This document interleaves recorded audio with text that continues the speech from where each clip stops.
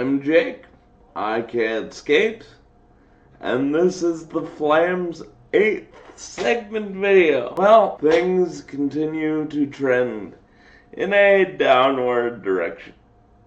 Although, there were some unexpected upticks this segment, especially after last, and especially with losing Rasmus Andersson. However, we've also now lost Jonathan Huberdeau for the rest of the season, which should be interesting. Let's get into it. This is the Flames' second consecutive segment loss.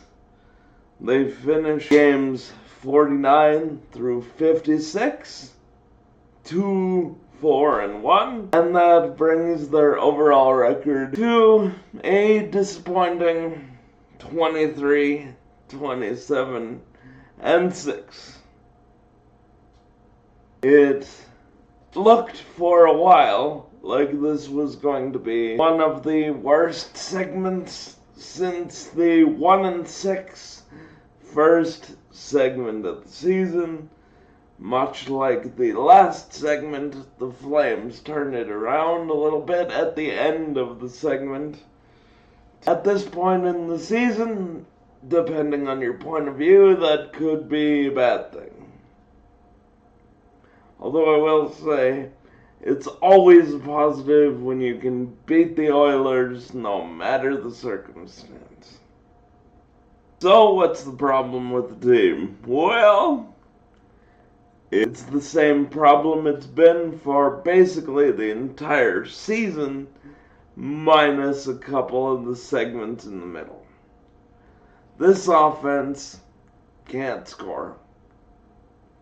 The Flames are last in goals for, and they are last in shooting percentage. The Flames are averaging exactly 2.5 goals per game, while allowing just under 3. They were a little more underwater in goals against this segment. We had a couple of soft goaltending performances, especially at the beginning, so that jumped from about 2.9 to 2.98 goals against per game. But essentially it boils down to this. If the NHL's a 3-2 league, and you are averaging giving up 3 and closer to scoring 2, you're going to lose more games than you win. That's just math, and the math has not been on the Flames' side the entire season. The penalty kill is still great. It's 82.2%, and other than when they're playing dynamic offensive teams like the Edmonton Oilers, it is extremely effective. And even against those teams, it's been more effective than you would expect it to be. The Flames penalty kill currently sits 9th overall in the NHL. That's right, the Flames have a category still where they're sitting at top 10 in the league. Other than penalty minutes, where they're 4th. Unfortunately, the penalty kill and the defense, which have been putting up valiant efforts to keep the season afloat, simply can't hold the fort and dam up the leaks long enough for this anemic offense most nights. Speaking of anemic, oh boy, the power play. Props to the power play. They jumped about 2%, a little bit over it actually. They're currently sitting at 16.4% and a whopping 27th in the NHL. That's the highest they've been, I think, since the first week of the season. So, minor improvements on the power play, I would argue. A lot of that being thanks to players like Matvey Gridden, who are true bright spots in this season. But still, when your power play is 27th in the league, you're not scaring a lot of people with it. And honestly, that's the story. Not one person on this Flames team is gonna get anywhere near 70 points this year. There's some debate as to whether anybody will get to 20 goals. I think somebody's going to. As of right now, the most likely to do that would be Matt Coronado at 14.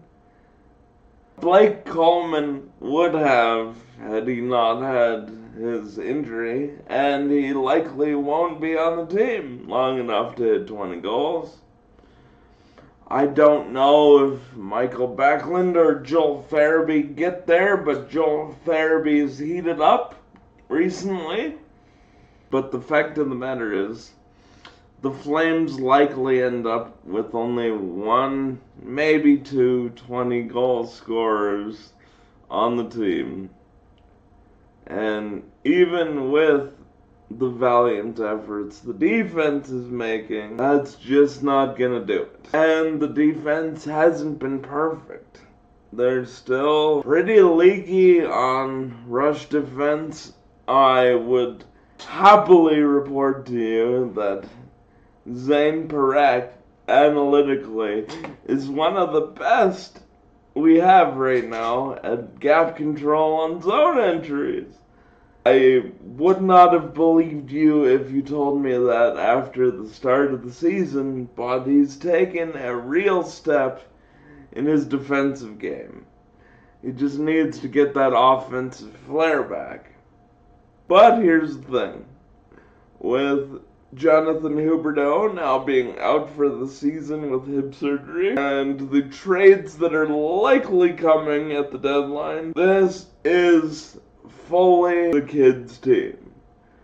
Whether they continue to fall or whether they rise somewhat, we should be celebrating whatever the last couple months of the season bring, because it's going to be what we needed to see.